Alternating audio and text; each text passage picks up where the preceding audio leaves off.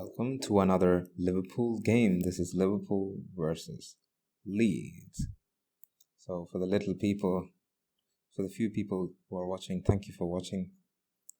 And I hope you learned something. Let's go. So, the Liverpool started the game with a 4-3-3, as we usually see from Liverpool. And Leeds went for a 4-1-4-1. I'm personally a huge fan of Marcelo Bielsa, especially what he did with the Derby Counties saga, where he installed people to watch the training sessions and basically spy on them. I think it's very bold. It's against the rules, I guess. It's not actually against the rules. I think the guy is, let's just say, very creative, very focused. He's passionate about the game. And it kind of shows the personality that he is. He's a rebel in some ways. And just watching tears from Frank Lampard's eyes when that happened was amazing. But, just going beyond the memes, he's a very good organizer of the football. Very high press, very high intensity. He's done it in every one of his teams. He took his Marseille team in the Ligue 1 very far, which is very interesting. But as you can see, it doesn't always work because players can't keep up with the intensity that he demands. And I guess it takes a big man to realize that, okay, I need to cut down on the running a little bit and maybe focus on the other areas of the pitch. And whatever you say, Marcelo Bielsa's team are great counter-attacking, and Leeds are no different. They did very well in the counter-attacking throughout the game. They were very purposeful. They had very specific patterns. You knew they had practiced this. Most of their movements were not new to them. You can see that they have done it before, and that's basically a very good sign. It means that your team is responding to what you're coaching. And now the onus falls upon Marcelo Bielsa to actually deliver. That's where the buck stops in the end of the day. And, this game actually started, in my opinion, we fielded a very strong team, probably the strongest team we have. Thiago Alcantara, Fabinho, Elliot, Mane, Jota, Salah, Roberto Firmino, Virgil van Dijk, Joel Matip, Trent Alexander, and Alisson. Now, of course, Henderson was in there. And I think Henderson would obviously play because he's the captain. But I think the point is that Henderson will be reserved for certain games. I think he'll be good in certain games. So today, because of the way Leeds counter-attacked, the presence of Henderson was actually good because he got a lot of space. And he loves space, so it was very nice seeing Henderson play well today, especially in attack. Fabinho, I do not know what to say. He's just playing at another level. He's at another level to every Liverpool player right now. He's right now at his peak, and it's such a joy to watch him just go around, bully people when he's defending, and then just spray the ball beautifully. He got a very good goal. It was a scrappy one, but it was a good goal nonetheless. And I think he deserves all the credits he's getting. This is 2 straight performances where I think he was the best player from the Liverpool side. And, that's a good thing, right?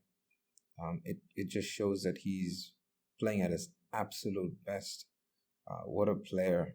What a signing he was 2 or 3 years ago. I don't remember when. So, when we first started the game, both of these midfielders, they played very wide. And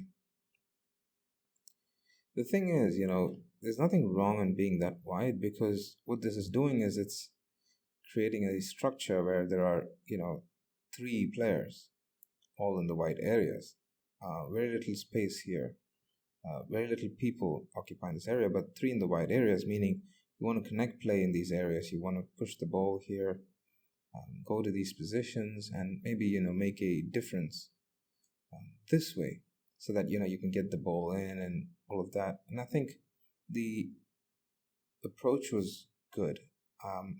I You got the feeling that the Liverpool coaching staff analyzed the game correctly in finding where the spaces were against Leeds, and they did execute them to a certain degree. But I did feel like it was not the perfect plan, but it was a very good plan. And you could say at some point it's a job of the players to execute. But I felt like Liverpool's coaches really approached the game correctly, because a lot of the spaces that Leeds left during the counter-attack came in this area and in this area. And Liverpool, the thing about Leeds is that because they run so fast and they start occupying these positions quicker than you think, it's difficult to attack it. But there is a way to do it. And you could see some examples of when Liverpool did it. So when we first started the game, our midfielders were this wide. And what that did was our counterattacks were there, but they were not incisive enough, meaning the players, they were not passing accurately. They were making mistakes. They were giving up the ball in some areas. And this was a common theme throughout. We weren't really incisive all the time. Sometimes we were. And those times we looked like we were going to score, but otherwise we weren't. And when I say we were incisive, I'm comparing Liverpool with Manchester City. If you were not comparing Manchester City, Liverpool played an excellent game. But if you were comparing them to Manchester City, obviously we were not incisive enough. So one of the fascinating things Leeds did, which no other team does, basically, was Leeds did one-on-one marking, especially in the first half. They marked all of the Liverpool players one-on-one. And this is very risky, right?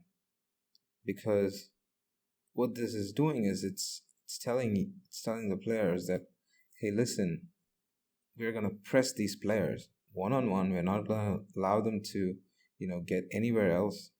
We're going to push them. We are better than them one-on-one. And that's a very bold move to make.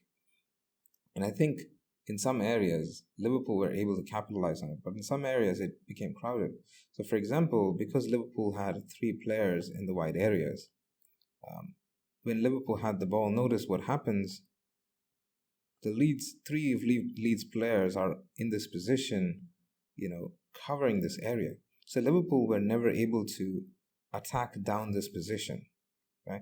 It was very difficult for Liverpool to attack down this position.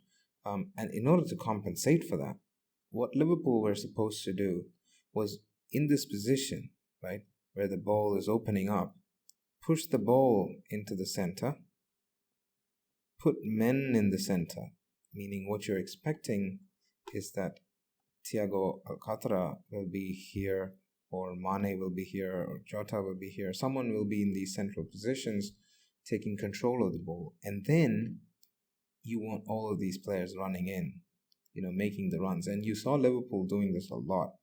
But what happened was, by the time Liverpool got the ball in these central positions and the players started running, the Leeds players, they very, very quickly, they came back, they regrouped. And I found that very fascinating, because what this does is that it makes Liverpool's game very hard in the center. By the time you receive the ball, and within the next 2 seconds, the Leeds are in. They're cramping up this entire position. They're taking control of the center. And Liverpool, I think, struggled in this position. Unsurprisingly, when Liverpool are put under pressure in numbers, they don't respond well. But here's the thing. If you notice the pitch right now, it's open here. It's open here. But the ball is here, right? So if the ball is here, what Liverpool were supposed to do is they're supposed to pass it out wide into these spaces. Yeah? Into these spaces. Now, you cannot pass the ball on the ground, and I think this is important. Liverpool were supposed to lob the ball, right? So this is what they should have done in these positions. Now, the problem with this is that you need a midfielder like Thiago Alcantara actually here. He should be here, but he wasn't here. He was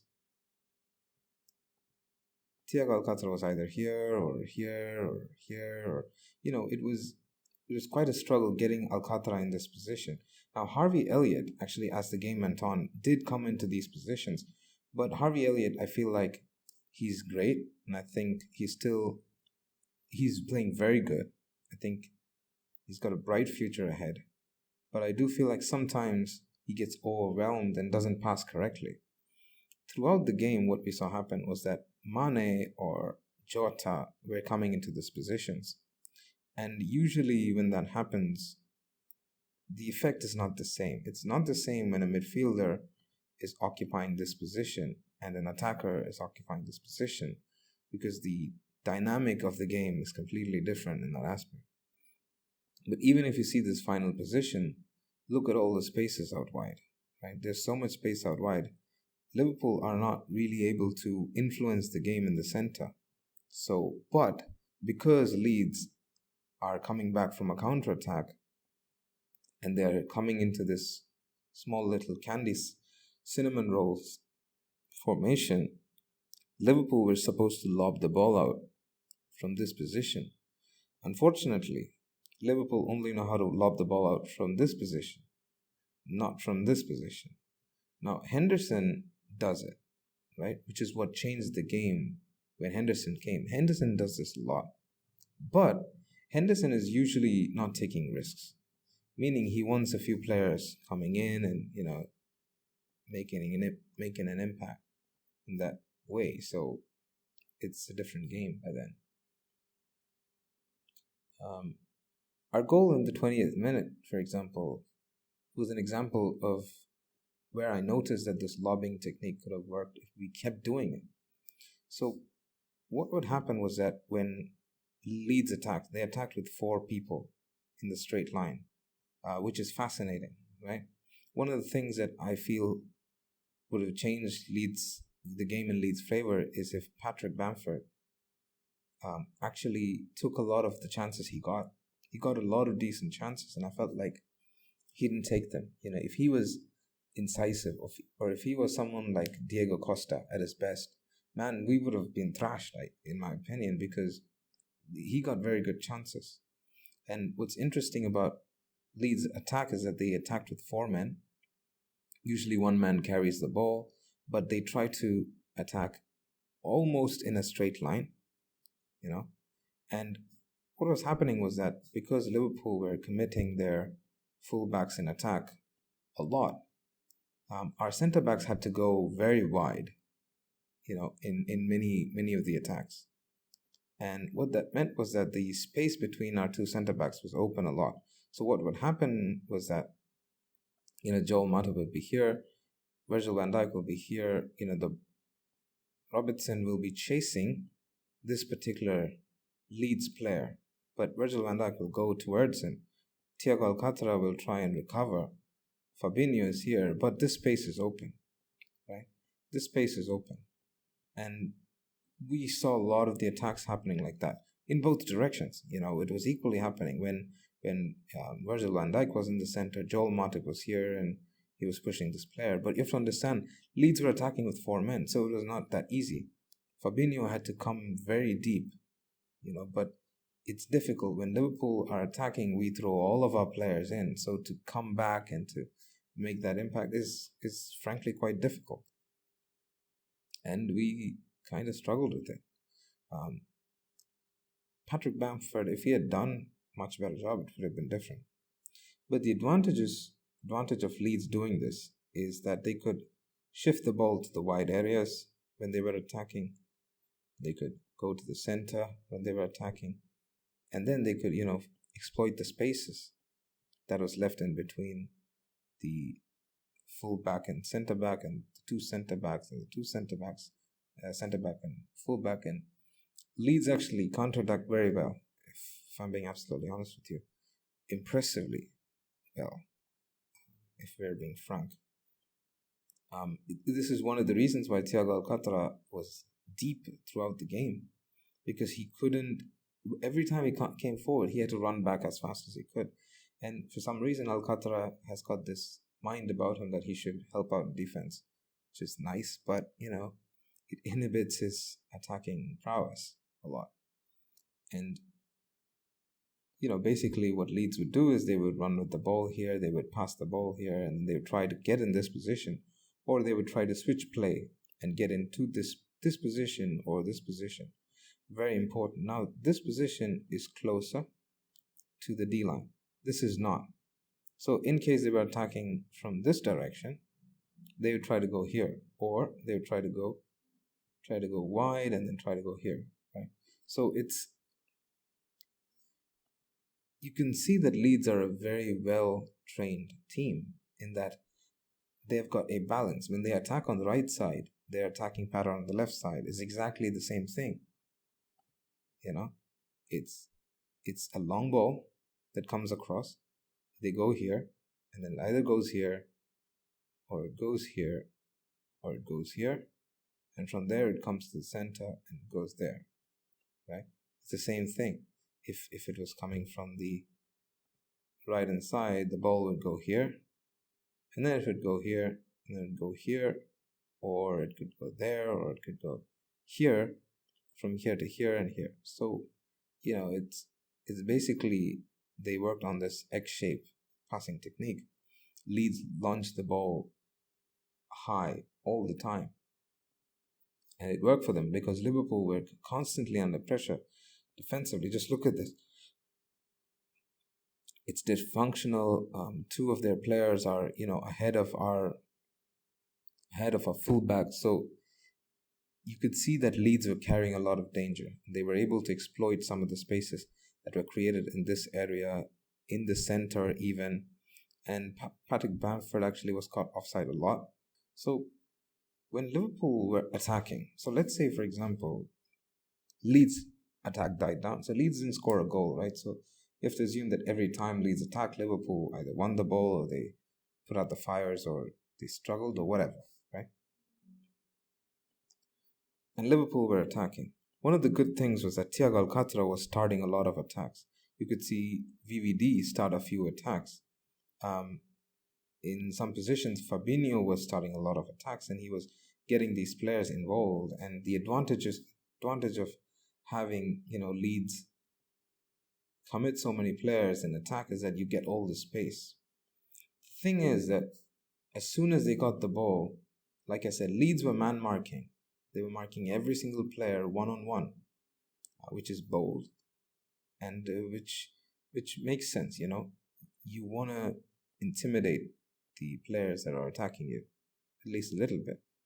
When Liverpool received the ball, either with Mane, Jota, or Mo Salah, the idea is that in this position, you can do two things. You can either dribble, or you have to do one-touch passing. Now, I do not know about you, but Mane and Jota are probably the only players who are pretty good at dribbling.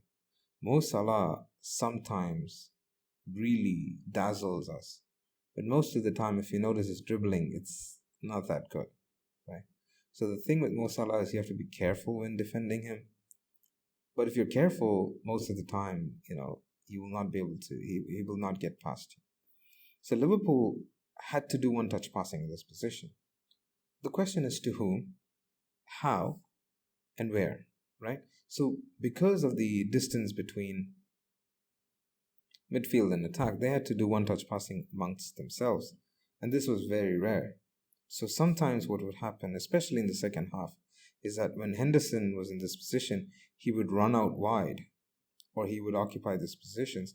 And so when all of these players are here attacking, they would have an outlet to actually bring into the attack through Henderson.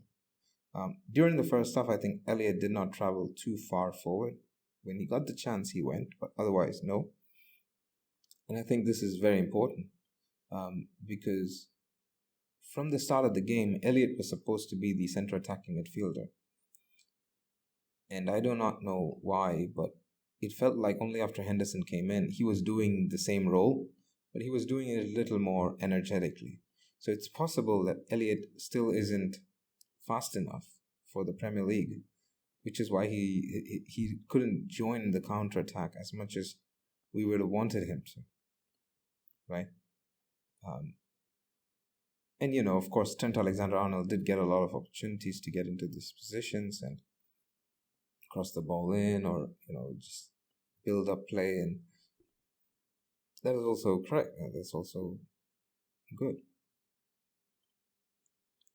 But when we were called into making one-touch passing, we were quite terrible at it.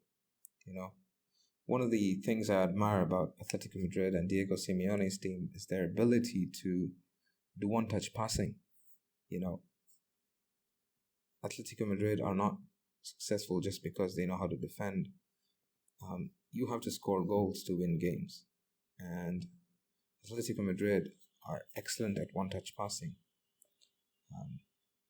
We are in a very tough Champions League group: AC Milan, Porto, and Atletico Madrid. It's not going to be easy. And Atletico Madrid in particular are excellent with one-touch passing. We aren't. But what we are good at is putting the ball long. We're also very good at counter-attacking. I would say we're not always incisive, again, comparing to Manchester City. But if you lapse against Liverpool, you're dead. It's done. Liverpool will just kill you. And I think that's what is keeping Liverpool alive. That's what is giving Liverpool a chance to beat these teams, is that no matter what, if you make a mistake, you're done against Liverpool. And that's a great quality to have.